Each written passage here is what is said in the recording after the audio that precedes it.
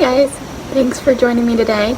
Today we're going to talk about my 2-week wait symptoms. I am currently about 5 weeks technically pregnant, which is so exciting. A little backstory if you're new to my channel. My husband and I have 2 daughters currently. They are 8 and 9. They're 18 months apart. And when my youngest daughter was about 10 months old, my husband got a vasectomy. Well, we had regretted that decision ever since we made it, and thankfully we were in a position financially recently that we were able to save up and get his vasectomy reversed. So we did that in November of 2018, and now it is, well, technically it's September now of 2019. But August of 2019 is when I actually got my positive pregnancy test, my BFP. So with that, I wanted to jot down every single symptom that I had and every, just like track every day and kind of just really go on a journey through this pregnancy and help any other mamas out there that are maybe trying. We had tried for 9 months, a little over 9 months, and now that was a lot of my complications as well because I was on the depot shot for 2 years prior to that. And with that, it stops your ovulation, it stops your period completely. So it took me 6 months after being off of it to actually get my period back, and then it took total of 8 months until I started ovulating. But the ninth month, which was this past August, I knew in my whole body that I was 100% ovulating. I don't know about you guys, but when I ovulate every other month, I have I can never feel my left side, but my right side I can always feel. It's like this cramping or like just twingy feeling almost, and so I definitely felt that. That would have been on the 10th. I felt that, and now just FYI, this is going to be a TMI video. So if you are not into TMI, maybe check out another video. But on the 10th of August, my whole body told me I was ovulating. My CM was like the egg white, and I had the ovulation pain. I just knew all over. So we actually baby danced that night, even though I did take an ovulation test and it did not say that I was ovulating at all, but it was, I mean, it had 2 lines, but it was definitely not quite there yet. So P.S. hopefully you have your wine or your coffee because this might be a talker.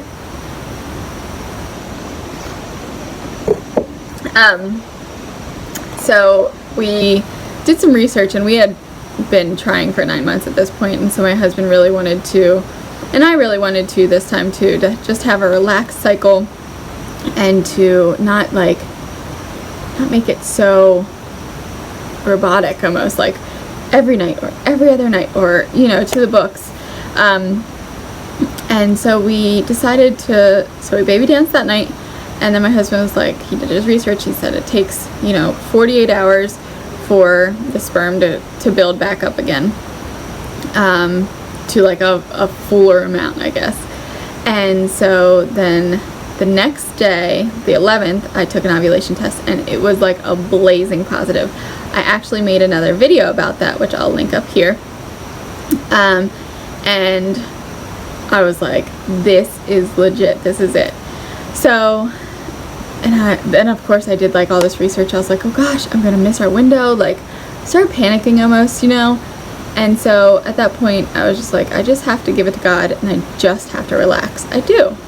And so we didn't baby dance that night, and then we baby danced the next night, which baby dance, if you don't know what that means, it means have intercourse. So, and technically it says after you get a positive ovulation test, then within 12 to 24 hours is when you actually ovulate, when you release the egg, from the research that I did. Obviously do your own research by all means, but this is kind of what we figured out. So on the second night of ovulation, or like the second time we baby danced, we did use pre-seed that time, which we had used in the past cycles, but I just figured, like, we didn't the first time on the 10th, and then we decided, okay, on the 12th we'll use that. And yeah, we went from there. And honestly, out of August, that was the only time that we baby danced, those 2 times. And I guess it was 9 days after that I got my big fat positive, which I want to chat with you about. I have a notepad here with all of my notes because I didn't want to leave out anything. So on 8 DPO, which stands for days past ovulation, I only felt it for like a couple seconds, and maybe like 20 seconds, and it's just because I was super aware of my body at this point. But I was driving and I got so excited, I actually like messaged one of my girlfriends after I was done driving, and I was like, oh my goodness, like I felt the pooling feeling. So I felt this pooling feeling in my uterus, which I had watched other YouTube mamas talk about this, and I never really understood what they said. They said it was like a cramping or like a pooling, but it is like, you'll know it once you feel it. It's an actual pooling feeling where it's like pulling out of your like hoo-ha, essentially. Sorry. And then by the end of that day, I was extremely cranky, like just not even warranted. Just like, I was just cranky about everything. My husband was just like, I think he caught on at the end, and he was just like, okay, I'm just gonna let you do your thing. But I also had tender breasts at that point, and I did have a little bit of nausea, which I think it was too soon to actually be feeling the nausea, but you never know. I always have like stomach issues to begin with. So 9 DPO, I still had the tender breasts, which all of these symptoms, as I'm sure you all know, could be like a symptom of your cycle coming, or pregnancy. And so you're always hopeful that it's going to be pregnancy when you're trying, and then you get upset when it's like your period and you're like, really? Come on. So this was like a big key factor for me here. I was drinking water and I had a huge metal taste in my mouth afterwards. It was awful. I like could not get this taste out of my mouth, and so I just like shoved some Altoids in my mouth because I was like, oh, this tastes so awful. And I know that that's one of the symptoms of early pregnancy. And then, oh my word, that day I had to pee so much. It was like I had drank like half a cup of hot tea that morning, decaf, not anything crazy, and I think within like 2 hours I peed like 6 times. Who does that? But yeah, so that was 9 DPO, and that day I just had this huge like sense of like, I know I'm pregnant. So when my husband came home that evening, I saved my pee from the morning, just because the day before I was like, I'm really like emotional, like really cranky, like to a different degree that shouldn't be.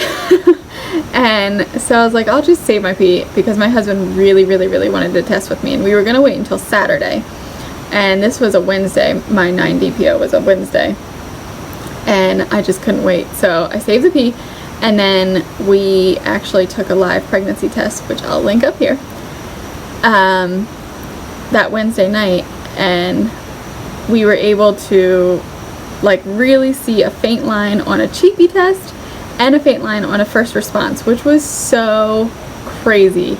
And then they just kept getting darker and darker and darker from there. And I think it was like 11 DPO that I finally got my positive, like digital clear blue pregnant, you know, and I was just like, ah. So 10 DPO, I had tender breast still, I was nauseous again, and I had a headache that day, but that headache like turned into a migraine.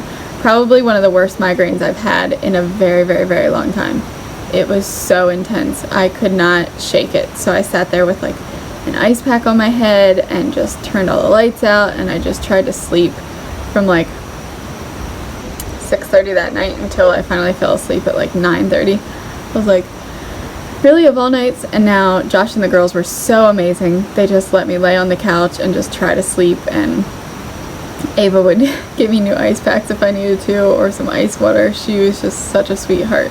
I tried some caffeine, I tried everything, but Tylenol doesn't really work for me, and I knew I was pregnant at this point, even though it was only one day, and so I did not want to risk taking ibuprofen with, you know, being pregnant. So I just kind of suffered through, stuck an ice pad on. But okay, can I tell you something strange? Surprisingly, I was like, oh, I didn't take my prenatal vitamins yet.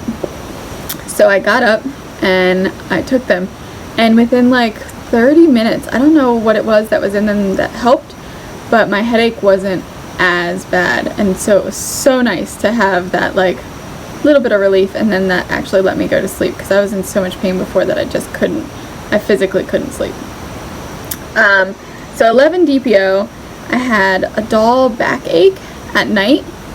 I was nauseous, and I think that was about it for that day. 12 DPO, I started breaking out, but like here, like in this section, and I was like, But my hormones had all been all over the place from coming off of the depot shot and everything, so my face had already been breaking out from time to time, and but this was like a weird area. It was like really right here, and I was like, not a fan of that, but that's alright. And I also had tender breasts, and this time I had like sore nipples. Like anything that like went to touch it, I was like, ugh. My shirts, everything, I was just not a fan. So that was not fun. 13 days past ovulation, until now actually, I've had the tender breasts and cramps.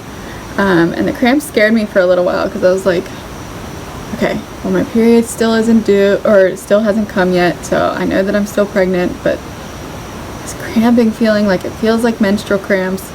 And so my one girlfriend's pregnant, and so I was texting her, and she's like, I had them too, and I was like, okay. So it made me feel much better. But then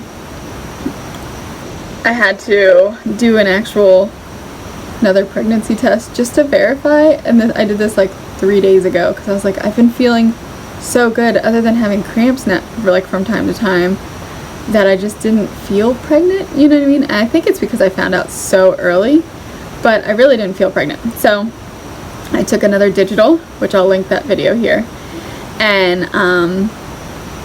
it like within 20 seconds came up pregnant. So that's awesome. So that was all I could pray for. And so now, since 17 DPO until current, I have been extremely nauseous. But thankfully I've not gotten sick yet.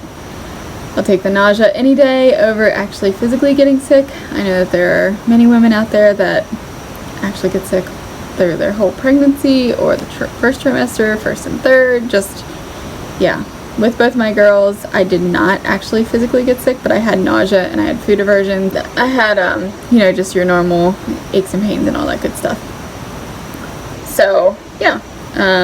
I'll deal with the nausea, because I know that I'm pregnant, and it's a blessing to be pregnant, and I'm so thankful. A couple of the apps that I used to keep track of all of these were the Ovia app. I loved that for trying to conceive and keeping everything on track with like when we baby danced and my symptoms, and like it would tell us, you know, what day past ovulation and just all of those things. And then I used Fertility Friend, which that one was great too. I really liked the chart in that one, and I used the Ava bracelet and the Ava app. But I didn't do that until just August. I like held out, didn't buy an Ava, and I was like, I'm gonna just, it'll be fine. And then I bought the Ava, and sure enough, that month I became pregnant, so I'm super thankful. But the Ava chart for your basal body temperature it just shows up kind of strange. I just don't like the way that it shows up. So with Fertility Friend, you can chart your basal body temperature in there, and you could see like the extreme, you know, surge for your ovulation, and then I even had the drop for implantation. I did not get the bleeding or the spotting or a cramping for that, but my temperature dropped and then spiked back up again. And then I would say probably like 13 DPO I stopped using the Ava bracelet because the temps were making me nervous. Like your progesterone is supposed to rise, which is supposed to keep your temperature elevated, and mine kept like dropping, and it was making me nervous, and I was like, oh gosh. It was still above my cover line, but it just, I don't know, I just didn't want the anxiety with it. So I was just like, I know I'm pregnant. I'm just going to kind of go from here, keep taking tests if I'm nervous, and then now that nausea has arrived, I can feel it. But yeah, so thank you so much for watching my channel. Please give this video a thumbs up if you liked it. Please subscribe if you haven't already. I'd love to have you along with this journey with us. And yeah, thanks so much for watching my videos. Hope you guys have a great night.